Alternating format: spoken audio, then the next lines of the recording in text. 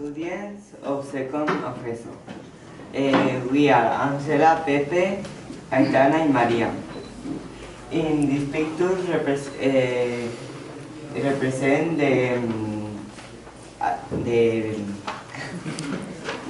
the characters of Little Red Riding Hood. The ham represents the world. The plum represents the grandmother. The piquillo pepper represents the Little Red Riding Hood, and the forest and the land juice represent the forest.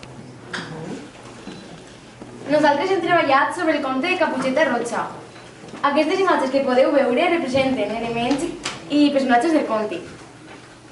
El pimiento piquillo representa Caperucita Roja. El jamón representa el lobo. La ciruela pasa representa la abuelita. Y la lechuga representa el bosque.